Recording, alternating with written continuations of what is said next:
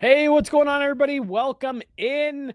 I'm Jesse Montano. I'm going to be joined by Meghan Angley here in just a couple moments. This is Guerilla Sports Off Ice.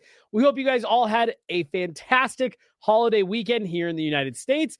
And we just hope you had a regular weekend anywhere else you were, where you weren't celebrating a major national holiday. The Avs played back-to-back over the weekend, dropped one in a shootout, and then convincingly knocked off the Montreal Canadiens the next day to keep their point streak alive.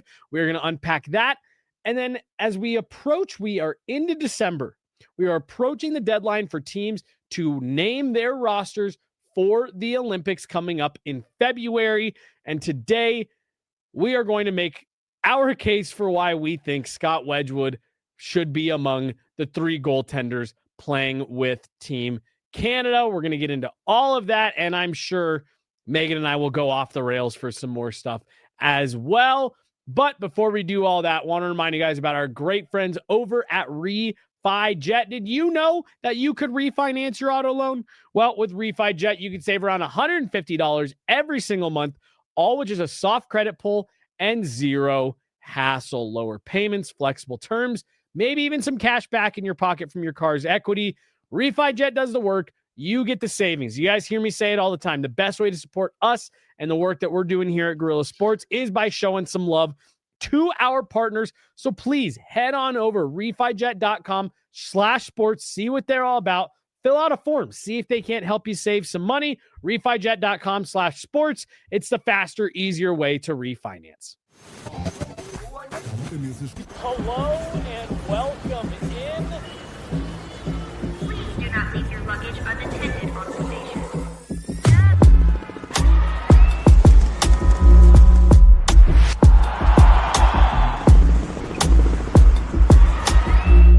Welcome to the show.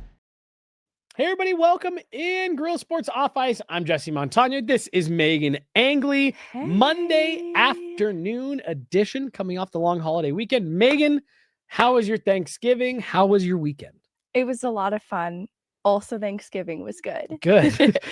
Delicious food, tons of leftovers, and some hockey. Some hockey. What do you guys do for Thanksgiving? What's your family tradition? We have a really good relationship with a couple of the families in our neighborhood. So we usually Nice. have some of our neighbors over to have dinner with us. And it's around 4 p.m. that we do the dinner. So a little earlier than our usual. And it's turkey. We had pernil, which is smoked pork, Puerto Rican dish that's around the holiday. The rice and pigeon peas that I talked about on the other show, arroz con gandules. And we have mashed potatoes, green bean casserole, the sweet potato dish, and traditional stuffing, because my mom used to make a Puerto Rican stuffing, and it was a little bit odd. It had prunes in it and ground beef. So we don't do that one ground anymore. beef. That one didn't land. That was not a crowd favorite. Truthfully, the ground beef stopped me in my tracks more than the prunes. Yeah, because, it was like, an interesting mix. Stuffing, you can just throw some stuff. Ground beef, that's an interesting one. Really, I when won't you lie. just combine a lot of ingredients, you can call anything stuffing. Totally. Stuffing is among my favorite Thanksgiving dishes. It just complements everything so well. So I love to hear that you guys went with traditional stuffing this Yeah, year. Dad insisted. There you go. Good. See, because my dad for decades was he is the cook, out of my mom and my dad.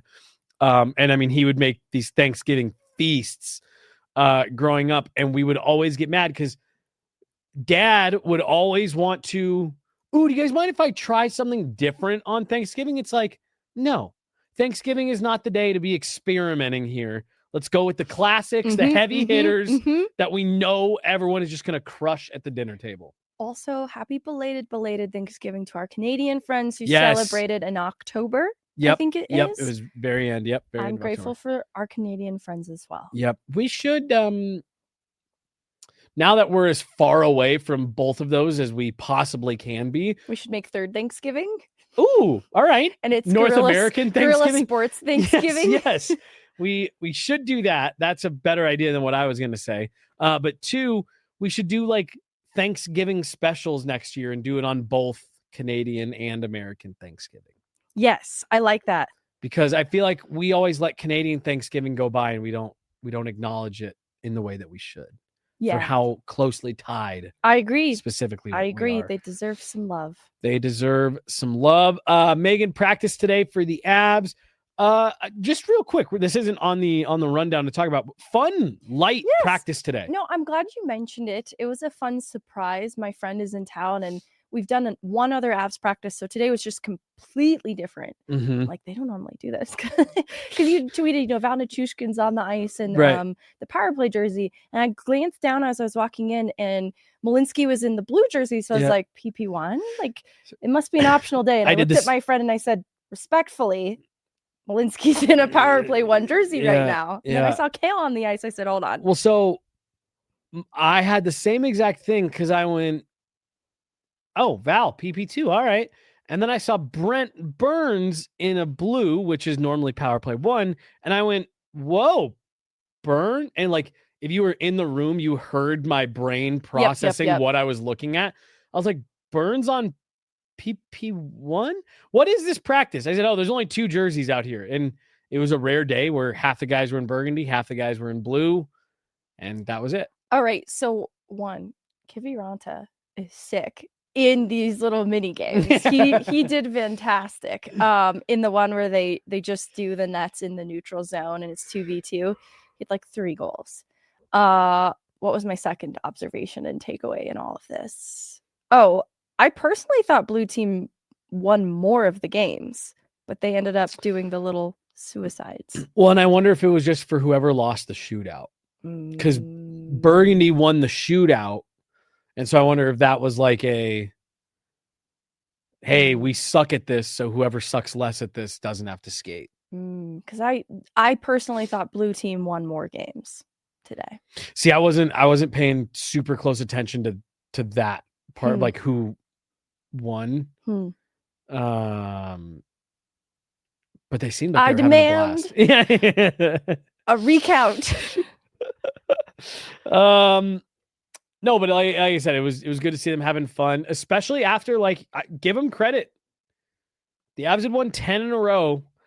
I show up to family sports on Thanksgiving and it's full practice. I thought that was interesting. And like they were getting after it. Yeah. So good to see them out there having a little bit of fun. Yeah, they earned it after a huge win over Montreal. And I know this is probably something we're going to talk about too. Just second game in a back-to-back. They play the extra hockey in Minnesota, disappointed with the result. And it's not as if they didn't play very well. It was very closely matched, right? But even just that dissatisfaction of not getting the winning result was a huge motivator. And so the fact that they had such a decisive win over Montreal, despite probably not having full gas in their tanks, I think is significant. And it wasn't just that they had that really strong start and got the goal support. They outshot Montreal every frame. Even at one point early in the third where it's a 6-1 game, Devon Toews has scored, they just didn't relent. And it's not really brand new information around this team. You just don't normally have it punctuated quite as obviously as that Montreal game. Well, so I had a conversation with my dad over the weekend. It might have even been on Thanksgiving. And he said, what happened? I thought the Ducks were like this hot young team. And the Blackhawks too. I thought those were like 2 of the, better young teams in the league. And I told him, I was like, well, they are. Like both of those teams are, and I don't know if you saw that game over the weekend, Anaheim, or I think it was last night, Anaheim, Chicago, great game. Some like real hatred there. I said they are. And the Sharks as well. Or that was who it was that he was asking me. He said 6-0, the Avs knock off the Sharks. He goes, I thought, what happened to the Sharks? And then he said, and the Ducks and the Blackhawks. And I said, Dad, I think they are. But I think you're looking at the difference between a veteran Stanley Cup contender, a team that's built to win, being compared up against some really young, exciting, skilled teams. And I think Montreal falls in that category. Definitely. But I think you're seeing the difference between teams that are being led by these really young, exciting players versus teams that are being led by guys like Nathan McKinnon, Gabe Landeskog, that it's like, yeah, no, we know what we're here to do. And I thought that game against Montreal kind of underscored that a bit of like, Habs look great. Well, they've stumbled a bit here in recent weeks, but like got off to a great start. They got a long way to go if you want to compete with teams like this. I mean, even you look back the last 2 seasons, the Avs have come a long way. It's like they've been building towards this being the result. And I think they've had good teams the last couple years, but it just has not been constructed as solidly, and they didn't have Gabriel Landeskog. Right. And I know we've talked about the significance of his leadership, but I think you're seeing a lot of that in how they're able to course correct in games. Because especially at the start of the season with some of those OT losses that they racked up, they did have to course correct. You know, it hasn't been perfect performances out the gate, 100%.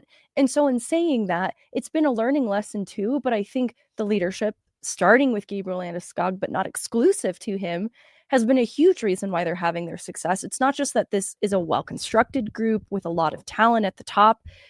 They're very mature. And so I think that's why they don't relent and play a full 60, even in a Montreal game against the Edmonton Oilers, because they're very mature and they understand that even if they deviate from the habits that get them the results for a shift, it costs them in a big way in playoff hockey. Like, I know in the regular season, the stakes aren't quite like that, but it's one of those things where it needs to be muscle memory for them. So I don't know if you remember, I asked Jared, a week ago, 2 weeks ago now, about the final minute of that 9-1 game over the Edmonton Oilers and how the Avs put like 3 shots on net in that final minute of a game they were up by 8. And he essentially said exactly what you were just talking about. Like, I can't remember exactly what he said, but he said something along the lines of, we are setting a standard of the way that we play. I don't care how much time is left, who the opponent is, what the score is, what time of year it is. We are building the habits, the muscle memory, so that come May, come June, there is not a question or a shred of a doubt of what the expectation is in this room. And I just think, I don't know if you saw that Jay Fresh put out that chart today for all situations, expected goals versus goal. The Avs, it's like there's like the graph, right? There's a bunch, all the teams here, some of the better teams are, and then the Avs are up here. Like, the Avs are just on a different tier than the rest of the league right now. And it's also what Jared Bednar mentioned today of late season buy-in early in the year. Yeah, I loved the shout out earlier about how every team is going to get better from this point on. And so the teams that they're playing right now, expect them to also take steps forward as the year goes. And I think it's interesting that they understand they're going to be getting every team's best on a nightly basis. I think that only makes the Avs better. And the fact that there's this implied next level, next gear for them, especially as they're thinking about playoffs, is a little hard to believe that there is a step above even from where they're playing right now. But his point about every team's going to take a step forward, so we have to as well, is interesting and something just to kind of reflect on as the year goes on, that there should be even improvements from this point, which is hard to say, but it's because it's little tweaks too. Because when we do get to talking about Scott Wedgewood, which is in the title for this show, he has faced some of the most odd man rushes against. And so I think the Avs have been trying to be a little better in their rush coverage, and they're so good in their own end otherwise.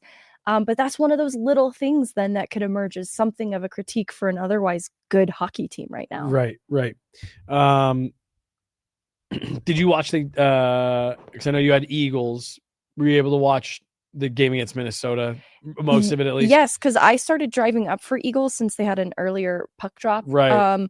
And so I listened to the shootout on the radio, and I think most of the overtime was also on the radio. But I watched the rest of it through that point. Fantastic game. Great hockey. Fantastic. Two heavyweights going at it. Yeah. And like that was you could tell Minnesota wanted to come out and show they can hang and stick in a game. And hey, Jesper Wallstedt, like, that was an impressive performance. I thought that was the first period in particular, I thought was goalies trading haymakers, just big save I- after big save. No, I agree. And I was just going to pick your brain on his comments So and celebration. so the celebration I don't have an issue I want to with. tread so carefully. The celebration I don't care. Do your thing. I like seeing guys, whatever. But I think that's a young player who's going to become familiar with the term bulletin board material. That's a rivalry that exists anyways. Nathan McKinnon's lost to the Minnesota Wild in the playoffs before. There's dislike there. For the Avs to be feeling the way they're feeling, playing the way they're playing, and for Jesper Wallstedt to come out and say, well, we beat him in a shootout, that means we're a better team than them. I can all but guarantee you what's going to be written on the whiteboard in 2 weeks when these two teams play again? Yeah, it is coming up later. I will say I have no problem with either. Him saying it. I think goaltending is an interesting position, and I look at just like Jakob Dobis, his earlier comments being really hard on himself on the Montreal side of things. And it's worrisome to hear a young goalie talking like that. So just for a young goalie to have confidence in himself and his team, I don't mind him speaking it into existence, because you're right. The results will be what they will be. So the Avs also get to have a say in this and how they respond to it. And I will be championing that as well, like endorsing that. But I have no issue with goalies kind of just feeling good. Feeling yourself a bit. No, I completely agree. And again, like it's like I said, I'm totally with you. Say what you want to say. Feel how you're feeling. Say it, but just know. Say it with your full chest. You've got to back it up. Yep. So if they come out and beat the Avs here again in 2 weeks, and it's like, all right, yeah, he can keep talking his shit. But like if wow, he's only 23. I knew he was young. See, now I did have to save myself from tweeting, because 2 nights later they lost to the Buffalo Sabres. And I was gonna be like, dang, I did not realize the Sabres were a better team than the Minnesota Wild. And like, that's the stuff that he's just, again, at 20, that's why I made the comment of like, he's gonna learn what bulletin board material is. That, hey, if you're gonna go out there and say something publicly, you're gonna put a target on your back. And that's a dangerous target to put on your back when you're talking about guys like Nathan McKinnon, Cale Makar, Marty Netchus, being the ones that are putting that target there. But hey, if he feels he can say that and then go back it up, I am all in favor of these guys having more personality, having more to say. Yeah, and stirring the pot a bit. A great game too. So it was great. He played great. I would derive a lot of value from that if I'm the goalie. And so, yeah, like I said, the Selly especially, you just won a game. The big game, hard fought. Hard fought. Winning is hard in this league. The Avs were on a 10-game win streak. He's done that, I think, twice before the Avs game when they've won in a shootout. So it's, kind of becoming his thing. But I'll draw for any of our football people, I'll draw the Shedeur Sanders parallel where he has like the wristwatch celebration he does. Well, every time that dude gets sacked, people stand up and do it. So it's like, yeah, you've got to know that you're opening yourself up to that. But hey, he looks fantastic. If he feels he can back it up, keep talking your shit. Baby goalies. Don't be mean to the baby goalies. Anything else on this weekend? Look, I think it was impressive that the Avs went through that loss, collected themselves 24 hours later, put a smackdown on the Montreal Canadiens, who are riding their own 4-game winning streak. I just want to highlight the step forward in Landeskog's game. I will stop short of saying, all right, he's fully back. But it did feel like he had to kind of get back up to game speed. I think he was finding ways to make an impact on a nightly basis in his play away from the puck, just a warrior on the ice. I think that this, though, is the offensive part of his game really starting to click together. And it just feels like a snowball rolling downhill. I'm going to cut you off real fast. To the goal he scored against Minnesota made the hair on my neck stand up, Megan. Like, that was that huge. It's game tying goal. Right. And like, I thought he had played a good game. And like, he just decided in the neutral zone on that shift, like, yeah, I'm taking over. We're getting a goal. And I mean, it was a vintage Gabe Landeskog shift. As he's going down, gets a stick in the face, collects himself, gets back into the play, and then just straight out muscles a guy to get a stick on that puck, gets it over the pad of Wallstedt, who's stretched out. Like, that was one of those, like, seriously, I sat there and I got like chills a little bit, just because not because they scored a goal to tie the game, but it was Gabe, and the way that shift unfolded was like Gabe goal. Whoa, we haven't seen that in 3 years. Scratching, clawing his way into getting it. And honestly, I don't revel in the fact that he's had some of those goals called back here early on. Right. But I think that's where that hunger and that desperation is coming from a little bit, to get these goals and have them stick finally, because he's been robbed a little bit here through this point. 5 points taken away. That's really tough. Because he was talking about McKinnon hitting the 20 goal mark recently, and how he's like, well, I can't relate. That's not, yeah. I thought that was a great quote. Producing quite at that clip, but I do think this is more akin to Landeskog.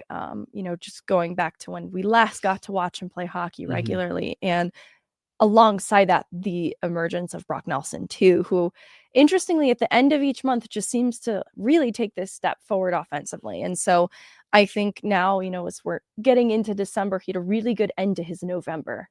And it's encouraging to me. It just feels like he needed to get to that point, and he'll sustain that level. So you and I talked on a pod maybe a week ago, maybe 2 weeks ago, at the absolute most, where like he was starting to heat up a bit. And we had said, like, honestly, he's a good week away from being right back in that like 30 goal, 60 point range. On December 1st, Brock Nelson is now on pace, 26 goals, 52 points. So there you go. That's excellent. And I do think that average, that projected pace will just continue to go up from here. So we said he needs a good week somewhere, and he'll suddenly be back to that kind of production level that we maybe were expecting. And now suddenly you're sitting there going, 8 goals, 16 points, 25 games. If he can push 30, push 60, even if he maybe doesn't quite eclipse either of those numbers in that range, you are very happy with that out of your 2C. He had talked about how he was kind of hard on himself when the offense wasn't coming. It's one of those things where people, the fan base is weighing in on that lack of production, worrying if the Avs just haven't gotten it right at the 2C spot yet again.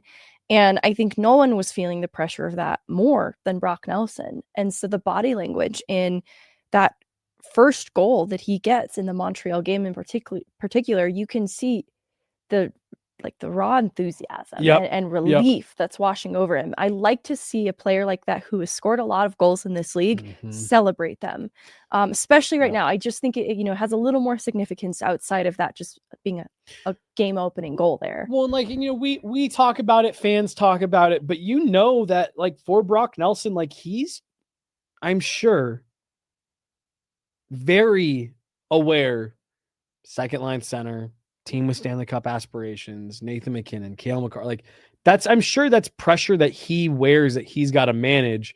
So to your point, to see him reveling in the success he's finding, I think that's well earned. Yeah. Scott Wedgewood. Yeah. Megan, over the summer we talked, I know on our show, and there was a lot of chatter about Mackenzie Blackwood being a guy that could end up on Hockey Canada's radar quickly, as they look to name their rosters for the upcoming Olympics in Italy in February. And we were both a little surprised that at the orientation camp this summer, the only goalies that were invited were the 3 goalies who participated in the Four Nations tournament. We had mentioned guys like Logan Thompson, Mackenzie Blackwood, Darcy Kemper, were all guys that we were really surprised didn't at least get an invite to the orientation camp, given that the way that season went last year, those were without question 3 of the best Canadian goaltenders in the league. Now, Hockey Canada did come out after saying, we are definitely keeping our options open in net. Those are just the guys that we brought because they were the ones who were there. So this season gets going, and 2 of the goaltenders that were with Canada at Four Nations have not gotten off to great starts here this year in Sam Montembeault and Aiden Hill. Aiden Hill. Thank you. Logan Thompson is off to a fantastic start, and he has been added to Canada's long list after sounds like there was a meeting between Logan Thompson, his representation, and Hockey Canada. He's been added to the long list. We haven't heard much else beyond that. I imagine Darcy Kemper is at least on the radar, but one other name in net, Megan, that has now been confirmed to be on Canada's long list for the 2026 Olympic Games, Scott Wedgewood. Obviously, just from a surface level number standpoint, before you even start digging into expected goals, high danger, all that stuff, among the league's best right now. Through 18 games played for Scott Wedgewood, 2.08 goals against average and a 920 save percentage, Megan. He's forced himself into the conversation for Canada.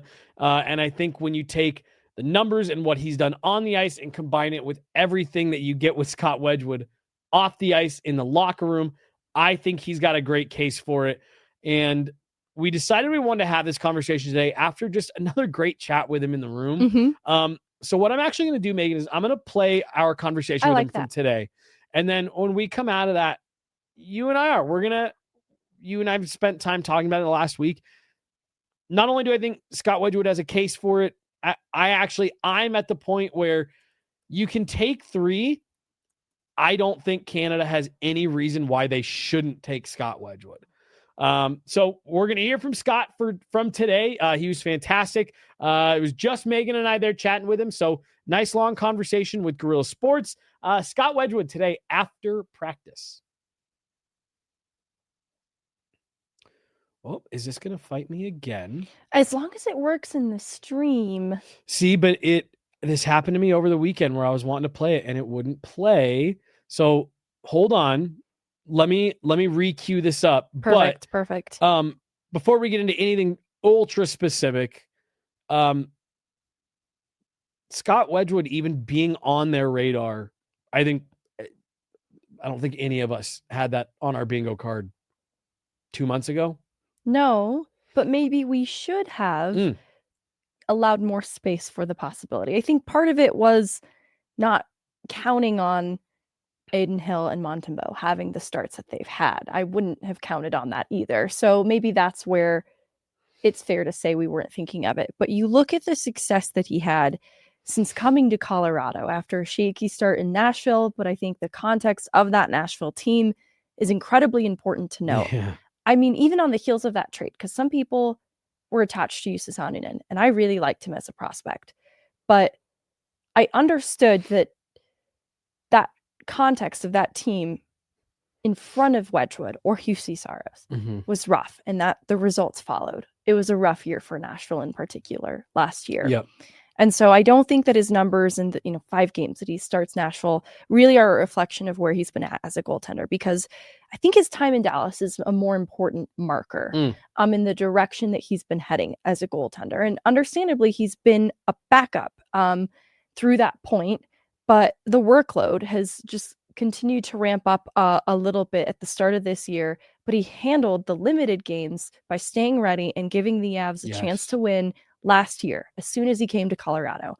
And obviously the Avs are a very good team. So that's what we're going to unpack a little bit here, is how much of that are you giving credit to a team that's playing really well in front of him, and to the personal growth that Scott Wedgewood is having, because, he did, I think it was a TNT interview where he talked about how he gets the, handedness of each player. He said he started doing that in Dallas. And so where I'm going to with all of this in my mind is you can teach an old dog new tricks.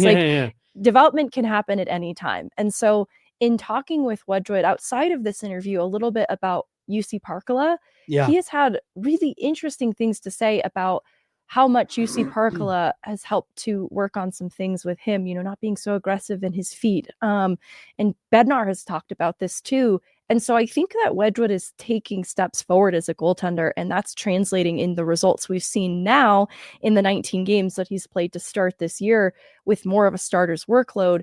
I don't think the success isn't sustainable for him. I think he's just trending upwards as a goaltender because he's working on things. Well, and the again, not to get too far ahead of ourselves in the conversation, but the argument of the team that he's playing in front of, behind, things like that, career backup. Well, one, that Canadian team's gonna be pretty sick themselves. Like, that's gonna be a pretty good team as well. Right. And two, Megan, like you said, and again, nobody was doing it, so we can't beat ourselves up. But like you said, maybe we should have had our minds more open to a possibility like this, because you're talking about, this is a really short tournament. 6 games, 2 weeks, and you're going for a gold medal. So, it's irregular based on what you normally see for a workload. But is there not value in a guy who has a long track record of saying, yep, I could go 2 weeks without playing, and then if you need me to jump in, I can give you a really good game? I just think that there's inherent value in having a guy like Scott. Now, I do also think there's a world where we need to, depending on how the next couple of weeks go, maybe need to entertain the possibility of Scott and Mackenzie in this conversation. Because you said, 2 months ago, were we talking about Scott? Not necessarily, but we were talking about Mackenzie Blackwood. Right.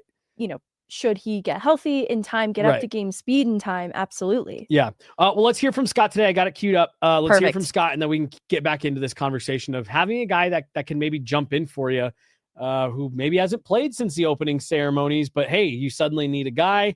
I think a guy like Scott Wedgewood could fill in for you. And honestly, I think when you listen to him talk, based on this interview alone, you'll come out of it and be like, yeah, that would be a guy that I would want in my locker room. Yeah, sounds good. For a tournament that I need to win.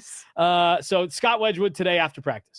So now, obviously Mackenzie's back. You guys are getting to a little bit more of a rhythm here. Just do you feel like you're settling into having him back in that rotation? No, it sucks. Yeah, obviously, what the plan was to start of the year for numbers. I don't know if they had one, but obviously it's a 2-goalie league, so I think you came into the year and said you're going to go 52-30 would probably be a good split for a 1A, 1B, and obviously getting as many starts as they did to start the year, I've surpassed probably what I'm on pace for. But right now going every other, it seems like the last 2 weeks has helped us both be fresh, and it's worked for teams that I've watched in prior seasons and things like that. And schedule with the condensed timeline, it's obviously been tough. Going every other was a little bit of a challenge there just for myself, and obviously him without training camp and things like that. But like I said before, both of us are cheering each other on when we're in there, and it's working right now. And I think it helps when we're both playing really well, and it doesn't really feel like you're hindering the team to get the other guy in there or anything like that. So it's been a good rotation. 2-goalie league, is that a change you've kind of seen since you came in, where it seems like you have to have 2 goalies that can go now? Yeah, I'd say the backup number probably over the last, maybe go back 3 seasons, it probably started to jump a little bit more. Like, I think Hellebuck's probably leading it with Vazzy in the 60s, right? And then I want to say 2 or 3 seasons ago, I got hurt down the stretch, and Otter played maybe 60, and it was tough for him in the playoffs. I don't think he'd admit it, but it gets a lot of work, especially down the stretch. When I think he played, I don't know, maybe north of 15 in the last 20. Just because I wasn't available, it puts a toll on you. And coming down the stretch, you want to be fresh, things like that.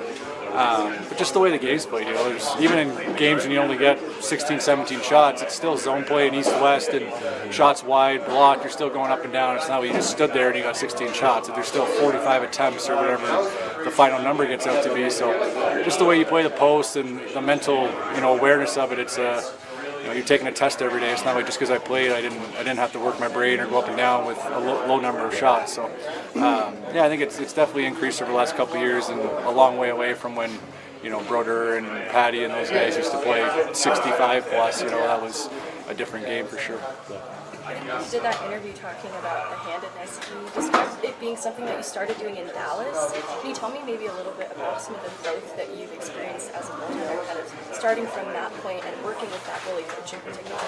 Yeah, I think more of it's just what works, right? Like you're kind of the same thing, right? You're gonna take your diet, you try and cut calories, and you feel lightheaded or whatever, right? Whatever your analogy or metaphor is, it's finding out and tinkering with what works. And I think going into games, you pre-scout power plays, you pre-scout shootouts, you pre-scout their face-off plays and things like that. So for me, it was like, how can I develop something that gives me a little more time on the rush, right? I want to play on my feet and beat passes and get set and things like that. So it kind of got to the point of how much information is too much information. So you'd sit there and, I used to kind of break it down. Like we turn the puck over, say on a power play, right? Like Kale right now shoots, gets blocked. Third guy starts from top of their circle on a breakaway. And all of a sudden your breakaway, you step up, you get to the hash mark or however far you want to go. And then you start backing in. That whole time you're just, almost like a horse with tunnel vision. It's me and that guy. And then all of a sudden you're slowly backing up, and he hasn't even got to the blue line yet, and you're already into your paint because he started so early. Where if he blocks that shot, and you're like, all right, breakaway, gets to the red line, start to approach, you take that 2-second gap, and then all of a sudden the game's a lot slower, the play's a lot slower. Same thing with 2-on-1s. I've noticed over the years, you turn it over and I'd be, all right, you got a lefty and righty. And all of a sudden I'd step out 2-on-1, you come back and I'm like, where is he? Like you almost get so focused in, they come in, make a pass at the hash marks, you're getting backdoored, where if you kind of take it at the blue line, the top of the circle, on top of the hash, and you start giving yourself just little checks. When that guy looks, you look. Like there's little moments in the play that I've developed that ability to, I call it checking off, right? Anytime a guy comes in on a rush and button hooks and he can't shoot, I look. Like if you watch like moments of those games, or like as a pass is getting made D to D, that pass goes and my head's this way, and it's like who's coming, what's coming. There's those little tiny moments. A lot of guys do it really well. That's one thing I think I excel at, is just taking in information in non-dangerous spots. It's something I've really worked on. I think that's the big picture summarized short, is that last little bit of finding moments to get information. Do you think some of the success you have following the trade coming here to Colorado has been sort of all of that coming together in place? Yeah, I think you go big picture, right? I started playing a little bit more consistently.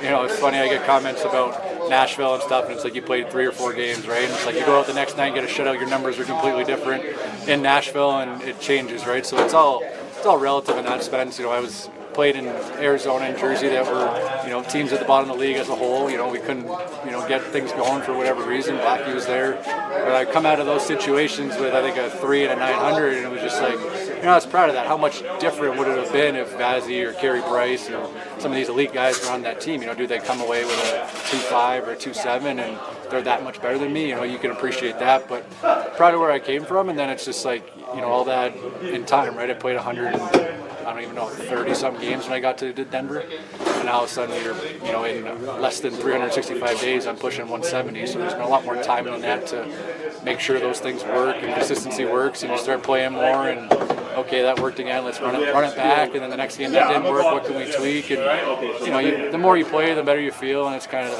a simplistic term of it, but you build confidence and consistency the more you're in the net, and that's been a nice perk of being here. What do you get out of a day like today? It seems like it's a fun practice, but maybe not as fun for the goaltenders. Yeah, I was joking. Blackie and I were joking that these mini games are kind of annoying. You have no crease and 3 pucks in your end and things like that. It almost feels like sometimes it's a substitute teacher in a way. It comes in, you have a fun day, right? Even though Bedsy was out there, it was just a couple of guys under the weather, things like that. So, but changes it up, right? We've been doing well, working well. So reward the guys with a little bit of fun, and they can celebrate on Blackie and I. But we made some good saves to make up for it. But yeah, they're a little annoying for the goalies when you're getting backdoored and spun around and things like that. But it's been a fun day since you became a goalie. You make those cross-ice crease saves, and then you gotta just say whatever to the stupidity of the backdoor goals in mini games. Would there be a drill that would be designed for goalies that would I don't know. I always find it's pace, right? If you have like the slowness of like a 2-on-2 or a 2-on-0 and things, it's just like you're sitting in your stance, you're waiting. They keep turning back. Like the 3-on-3 is annoying, but I would like they do like the 2-on-1 3 spots out of the corner, 2-on-1, 2-on-1, 2-on-1. Those are usually a little bit more tame and realistic. And then they do the scoring contest, 1-on-0, 2-on-0, 3-on-0. You get time to embrace those ones, but there's still like a rush. So something that's a little more game-like, but the rest of it's a wash. I could talk to Scott Wedgewood about hockey every single day. Just always a pleasure to chat with. But Megan, again, take everything else out. Is that not a personality you'd want in your locker room for 2 weeks, for a tournament that's 2 weeks and that's it? I mean, are the Avs not the best example as to why you want a guy like that in your locker room? And it's the combination of the vibe shift that both Blackwood and Wedgewood brought following the trade. But to have a vocal, positive, upbeat goalie, Jared Bednar's talked about, it's not necessarily something you expect to have as a team, but my goodness, when you have it, it makes such a huge difference. And you see in the way that, especially to start this year, the Avs have really rallied around Wedgewood. They see that he battles so hard for them every night that I think they also try to give him the support that he needs because they love competing with him, for him. And I would find that to be true with Team Canada too. Well, and when you're talking about Team Canada, I could understand why there might be some people out there be like, Scott Wedgewood on that team, with one, there's not outstanding goalie depth for Canada in general right now. So that's one. Two, Megan, if again, you're talking about a tournament that's 2 weeks long and you're trying to win a gold medal from the time you start to the time you finish, it's 2 weeks, and you're trying to seed well through round robin, then win a gold medal. Like I want the guy who's playing the best right now. I really don't care what you did 2 seasons ago, 3 seasons ago. Hey, Aiden Hill won a Stanley Cup. That's awesome. I want the best goalie who's playing right now. And it's irrefutable that Scott Wedgewood is among the league's best right now. But if you do want a little bit of, hey, we don't necessarily just want a guy who's on a heater right now, Scott Wedgewood's got an answer there as well. To your point about his time with Dallas, went through a stretch where Jake Ottinger got injured and he had to wear the starter role for a bit there. Was a 2.72 goaltender and a 915 save percentage. And then, Megan, this isn't just a 4-week long heater for Scott Wedgewood. He has been playing at this level since he arrived in Colorado last year. Again, just your surface level numbers. He was a sub 2 GAA goaltender for the Avs last year and a 917 save percentage guy for them. So this isn't just a quick little heater he's on. This is now, 40 games worth with the Colorado Avalanche that says, like what you said, this just might be who Scott Wedgewood is now. Yeah, I'm looking at his goal save above expected. Yeah. I've talked to you about this stat off air, how it's interesting because it's nuanced in that some of these goalies right now this year that are tracking well in their goals saved above expected include Spencer Knight. And I know he's in here, Lukas Dostal. We're talking about the red hot young teams that are getting interesting results. And some of these goalies have come up with big saves to help support the Blackhawks and the Ducks with the starts that they're having. Honestly, even Askarov is in this top 14 category for goals save above expected. But then you have the goalies that are undeniably just great goalies. First of all, I love all of those goalies. They're also great goalies. But they also have presumably better teams in front of them in Vasilevsky, who's in the top 5 for goal save above expected. Hellebuck, just a good goaltender in that, right? Darcy Kemper's name's in these lists too. He is above 900 save percentage right now. He's in the 9th place spot for goal save above expected. Where I'm going with this is Scott Wedgewood's right at 10, and he's fluctuated in that conversation in coming up with pretty significant saves above expected, which is typically just a measure of some of the high danger chances that he's had to field at times, a lot of them coming off the rush. So I thought it was interesting to hear him talking about where he's improved in some of the rush coverage, very specifically how he's making those reads. Because I do think it shows that in the Avs being very good in their own end on the whole through this point, because of some of those rush chances, those saves that Wedgewood has come up with for the Avs early into this season has helped them to have the record that they're having. That's just kind of the bottom line. Well, and you know, Megan, like, here's the other.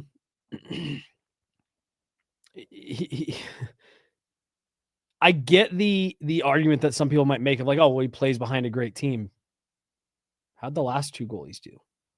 Playing behind that same group that, again, if you stretch Scott Wedgewood's numbers back to last season, Scott Wedgewood yielded very different results than the two goaltenders that were here right before he got to town.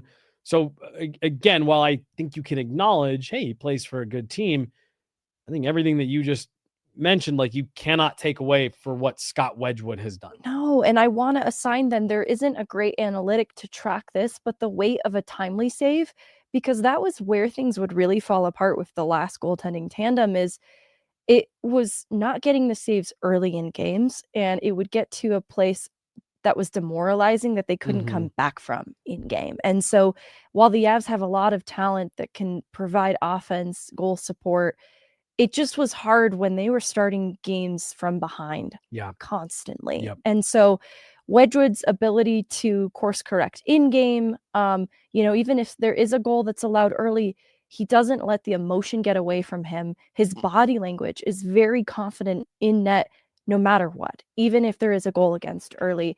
And I think that's the difference too, is he's able to keep them in games and better regulate the emotions in games. And I think that's why the results are very different for him.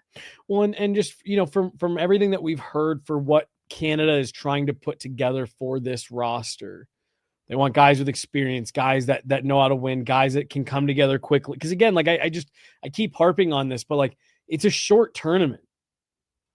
I think it's Jordan Binnington is the one, love him or hate him. He's the one that I think he's going. Like, he's on the team. Yes, I see that in the chat. It's a great call out. We're talking kind of depth considerations. And it's just because there are realities around the coaching staff that has been assembled for this team having more familiarity with the track record of Jordan Binnington. And I've heard from people who've played with him that he's a great guy to play with. Like, obviously we have our feelings about Binnington as a goaltender right. and everything we see for the teams playing opposite him. And we're not a huge fan, but I've heard from players who've played with him, like, actually he's a really like easy goal. You want to battle for that guy. So I can accept that. That's out of my hands. And like, now for me, I sit there and say, Jordan Binnington was great in the back half of the third period and overtime of the gold medal game or whatever championship game for Nations. I thought there were times in that tournament where he really struggled. Just fine. Yeah. Just fine. So, like, I don't know, Megan, like I sit there and say, in a tournament like the Olympics, okay, you're taking Jordan Binnington. I really don't. I think it's pretty up for grabs. I think Darcy Kemper's having a good start. But I think, again, if you're going based off of that, I think Scott Wedgewood's start has been just as good. Like we said, Sam Montembeault, Aiden Hill. By measure, it's been the best. It's been the best. And the more I look around the league, Mackenzie Blackwood, has only played a handful of games to this point. He's looking good. He's looking good. I just sit there and I say, look, if I'm the front office for Canada, you look at where he is from some of those more, advanced, and then again, you and I both think are not perfect metrics of, goal save above expected, high danger save percentage, things like that. I don't look around the league, Megan, and see many other Canadian goaltenders that I think right now on December 1st, 2025 are out-dueling Scott Wedgewood. And unless that changes drastically by the end of the month, I sit there and say, and look, with all due respect to Scott, I hope he doesn't hear this and take it the wrong way, like he listens to this. You're third. Like, I think it should be Jordan Binnington. He's someone you're taking. I think Scott Wedgewood as your third at worst, and then go find your backup or your 1B or whatever. And in my opinion, it's Blackwood's in that conversation, and Darcy Kemper is fairly in that conversation as well. If I couldn't agree with you more. If I'm Hockey Canada's front office, I've got 4 names on my list right now: Jordan Binnington, Mackenzie Blackwood, Scott Wedgewood, Darcy Kemper, in no particular order. Yeah. Those are my 4 names. Bring 4. Bring 4. Just bring 4. Don't be such a coward. Again, he's a 920. Scott Wedgewood, 921 goaltender right now. Just 921 regular save percentage. He's an 832 high danger save percentage goaltender. 21 high danger goals against. I'm here on Edge. NHL Edge. Yeah, I don't have the number in front of me, but just in terms of allowing rebounds, not at least among the league's highest. I think that's been a moderate good number for him. Yep. No, you're 100% right. He's right in the mix at worst. He's average in every category. And at best, he's top 10, top 5, right. In a league. So, Scott Wedgewood is playing right up there among the league's elite in net right now. And I don't see any reason why, with the intangibles he brings off the ice, an extended run now of playing at this level. Again, if you want to go by the numbers, he's right in there with the numbers as well. And to the point that I made, you want a guy that's playing really well right now. Scott Wedgewood's playing as well as any of them. Matthew Hyman, not Thompson, though. I know we've talked about it on a past I'm sorry. My list is 5 long. Logan Thompson as well. They won't do it. They just won't do it. Yeah. So it's fair to mention Logan Thompson, who's off to another great start for the Capitals and had amazing numbers last year as well. Absolutely. They won't do it. Yep. And there's a cultural thing there. There's an attitudinal thing there with, I think it's Pete DeBoer and Bruce Cassidy. Yeah. But I feel bad for leaving him off my list. No, because he deserves to be in the conversation. Absolutely. Team Canada just won't do it. Absolutely. If I was Hockey Canada and had to name my team right now, and I feel silly for having forgotten Logan Thompson, my 3 would be Binnington, Thompson, Wedgewood. My 5 would be bring 5 goalies. Bring 5. Bring them all. But hey, again, let's revisit this conversation the week of Christmas to see where Mackenzie Blackwood falls, because only a handful of starts, but my goodness, those last 2 have been good. They've been good. And so this is where it gets tricky for Wedgewood's case, because I think that we'll start to see more of these starts go to Blackwood, and it'll then just punctuate, though, the starts that Wedgewood does get. If he can continue to be the guy that stays fresh and ready to compete when called upon, that only bolsters his case. Yep. No, I completely agree. Because again, at the Olympics, your third goalie might go 10 days without even dressing for a game. And then you might have an injury or something like that. And suddenly you need to thrust him into a quarterfinal game. Scott Wedgewood has shown his whole career, I can do that, step in, give you a really good performance. Agreed. Got anything else? No, I think that's everything. I know. Just, we were building our case for Scott Wedgewood and we ended with 5 goalies. So you ended with 5 goalies. I said he would be on my list of 3, and you said just bring 5. Just bring 5. Maybe they should. Bring 5. Last question on this. Do you think it helps Scott Wedgewood that he's traditionally been in a backup role to say, like, hey, we could bring this guy, ask him to be the third, and know that there is not going to be any attitude, ego, pushback? Because I don't know, is that something you consider that if you were to bring, I mean, I guess, I don't know. I think about that year they had, what was it? Fleury, Luongo, and Price.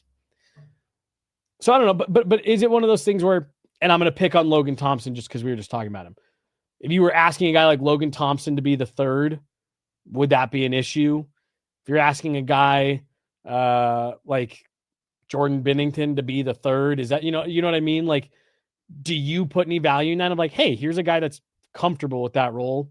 Let's bring him because we know it's not going to be an issue, or are you not putting that in your brain? I'm not putting it in my brain too much, and it's because I think they're all competitive guys, so I think they'd all have a desire to be higher up in that chart with a chance at starting. But I also think that it's just such an honor to be representing the team in the Olympics, to be in that, just to be there. I think that any guy who's there, even if he's a starter on his team, but he's the third string in the tournament, I think he'll just be honored to be there. Yeah. So hopefully just good attitudes all around with all 5 goalies. Just happy to be here. Just happy to be here. Just like how I feel about this podcast with you, Megan. Just happy to be here. That's going to do it for today, Monday afternoon. Eagles pod tomorrow. Yeah. Abs game tomorrow. And then they're out on a road trip. I'm going to put it out there right now, folks. We were originally scheduled to be on this trip.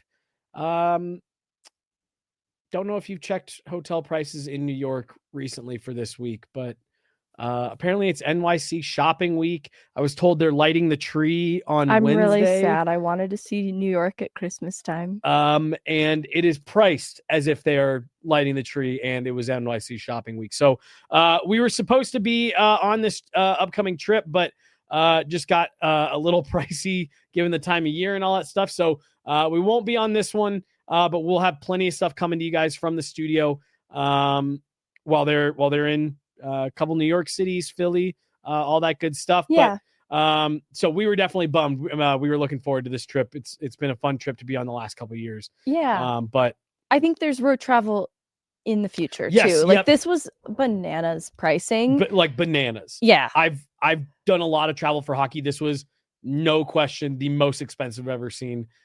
An entire city's worth of hotels. Yeah. And so we can get more bang for our buck over the span of more road games by not doing this trip. There's one media member who is going on the trip, and I said, where are you staying? They're staying in Brooklyn. Okay. Near the Barclays Center so that they can take the train to everything. But they had to go out to Brooklyn. So they're like nowhere near any of the arenas that Wow. the Avs are playing at. But Soon. She's Megan. I'm Jesse. Got Ashley and John back there today in the control room, making everything happen. That's going to do it. Thank you guys so much. We'll talk to you later this week. Have a good one. Bye. Bye. Stay warm.